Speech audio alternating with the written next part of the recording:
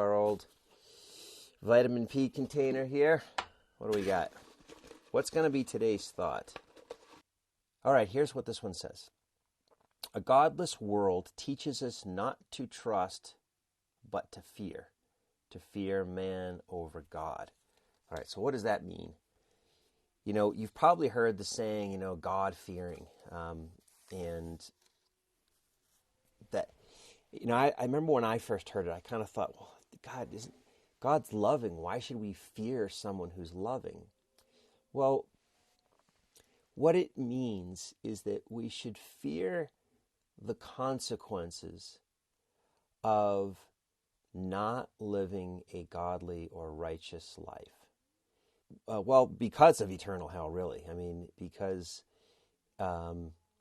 when you get off track and you forget, why you're here and what we're supposed to do, which is to love God, love each other, contribute to each other with our God-given purpose, and you don't follow those basic guidelines in the Bible, you suffer the consequences. Right? You suffer the consequences of those decisions.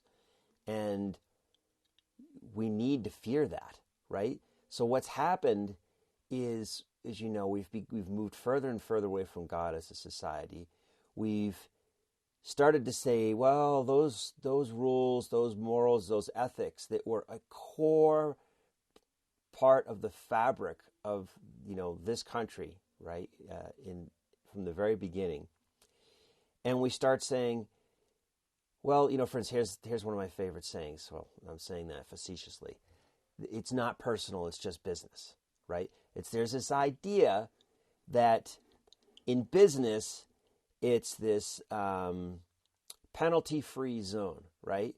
You don't have to follow God or the Bible. When it comes down to business, there's just these things you have to do, these things that are okay to do in the name of commerce, in the name of making a living, in the name of your fiduciary responsibility, etc.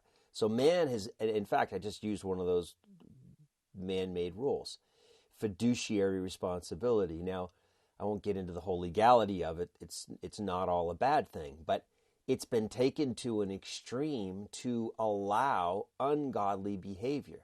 So basically what these people are doing, and it's frankly, it's most or all of us to some degree. A lot of people like to look at the news or so-and-so at that corporation where we say they're the evil one. Well, I'll tell you what, there are millions and millions and millions of us who go to work every day and who don't treat the people on the other, the people that we work with on, the customers, etc., very well. I don't mean that we're necessarily mean.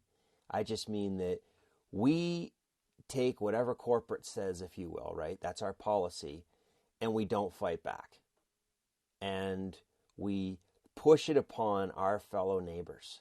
I don't mean literally your next door neighbor, but we're all neighbors. And we throw up our hands and say, oh, sorry, it's out of my hands, and don't do anything about it. I mean, how many situations have you been in with, say, a customer service person? And now they're just they're the ones who are definitely on the front line of all this, but there's plenty of people in the background who rarely or never talk to a customer who are equally guilty of this, right? But we'll just take that scenario for a second. And how many times have you talked to a customer service person and the company policies, it's just wrong. They're following it. I mean, it was in the fine print. You may have even known about it, or maybe you didn't know about it. Either way, legally, they've got you, right? But it's still wrong. It's not the right way to treat each other. How do I say that? We just know. It's not kind. It's not just. But they're using their, in some cases, their power. But sometimes it's just a tiny business without much power. And they're trying to skirt the rules of, ethics and morality that are clearly, taught to us in the Bible. They know it's not right in the eyes of God, or at least we used to. And so, as it says here, a godless world teaches us not to trust, but to fear.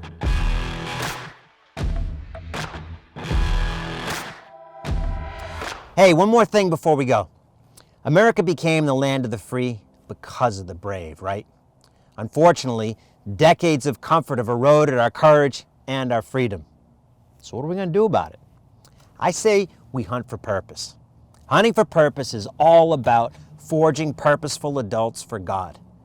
Hunting for purpose is what God calls us to do.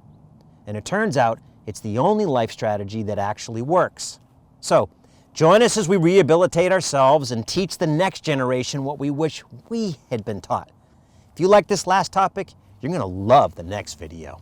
Until next time, keep hunting for purpose.